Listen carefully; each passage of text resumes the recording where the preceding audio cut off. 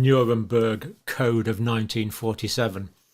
During the Second World War, of course, many atrocities were committed, and a certain group of atrocities were experimentation on human beings. This is the Wannsee Conference Villa, and on the 20th of January 1942, Reinhard Heydrich and Adolf Eichmann and cronies met here in this beautiful setting near Berlin to work out what they euphemistically called the final solution.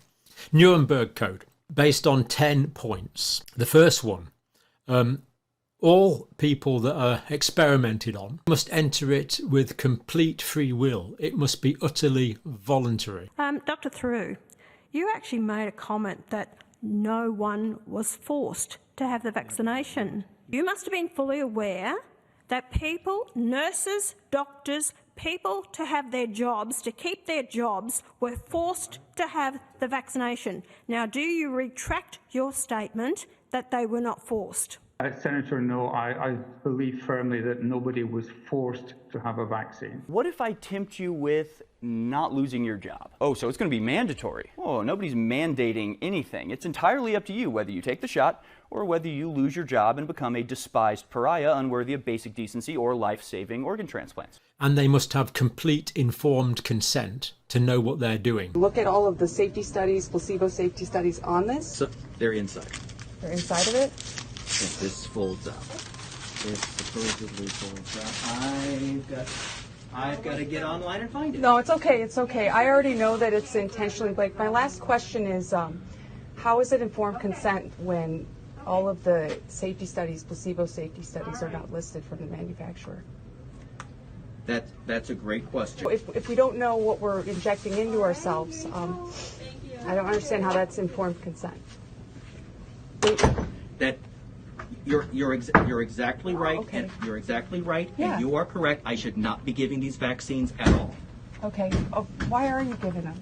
Because I am told to, and that's how. Because I am told to, and I am told. I understand. The human experiment must be the only way to get the information. Third point, must be based on previous knowledge, but based on the best available science. So this is not just some sort of leap into the dark, some completely untested technology, for example, that we're experimenting on. Fundamentally, these so-called vaccines, they enter your cells and they turn your cells into a vaccine factory at best. That's what they do. That's a very different technology. Millions of people with it must be based on the best available science and previous knowledge with full experimentation, getting up to that stage. Was the Pfizer COVID vaccine tested on stopping the transmission of the virus before it entered the market? Regarding the question around, did we know about stopping immunisation before it's entered the market? No. Fourthly, it must avoid any unnecessary suffering. This is my daughter, Maddie. When she was 12 years old, she participated in the Pfizer COVID vaccine trial for 12 to 15-year-olds at Cincinnati Children's Hospital. She can't walk. She's in a wheelchair. She has an NG tube for all of her nutrition. She has constant pain in her stomach, back, and neck. She was over there laying on chairs because she can't make it through this. She can't feel her legs, and that's just the tip of the iceberg. Junior received his first dose of the Pfizer vaccine April 19th, 2021. 5 days later, while playing basketball, Junior suddenly he collapsed and died right in front of his best friend. There must be no unnecessary suffering in human experimentation. Fifth point, death will not occur. There must be no reason to expect that subjects will die. In the Pfizer trial that was published in the medical literature, that more people died who got the vaccine than who got the placebo. In other words, the vaccine killed more people than the placebo did. Now, it's not supposed to work that way for a vaccine, right? Vaccines are supposed to save lives.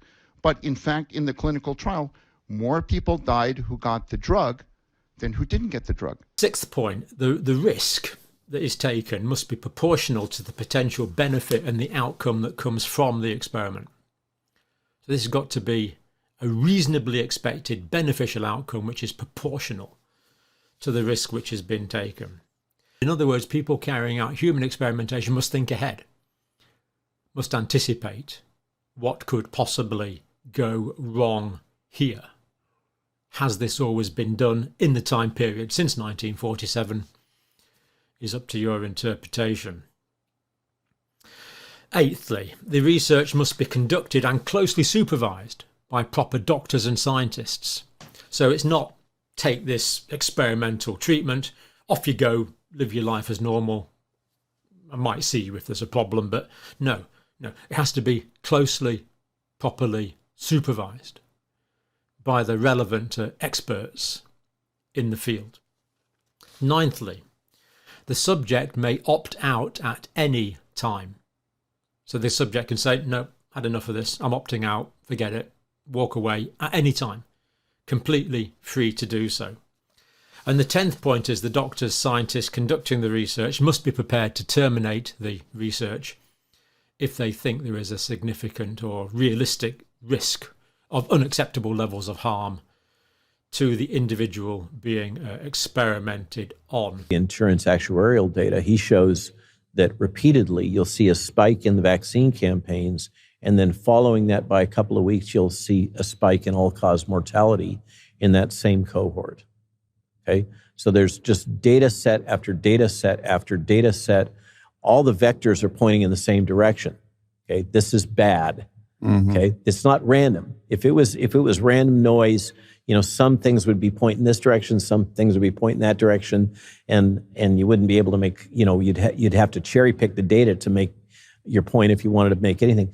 But when you see this excess all-cause mortality data, all driving in the same direction, all with this correlation having to do with onset of inoculation, in any sane person, any sane regulator that wasn't compromised by mass formation or hypnosis or whatever we want to call it, or dineros, would say, hey, no, we got to stop this until we figure this out, right? Because people's lives are at stake, right? Okay, but ain't none of that happening. That's the Nuremberg Code, 1947. Makes a lot of sense to me. I'd like to see a new clause inserted for the financial gain. But it's a pretty comprehensive, well-drawn-up document after the doctor's trial at the time.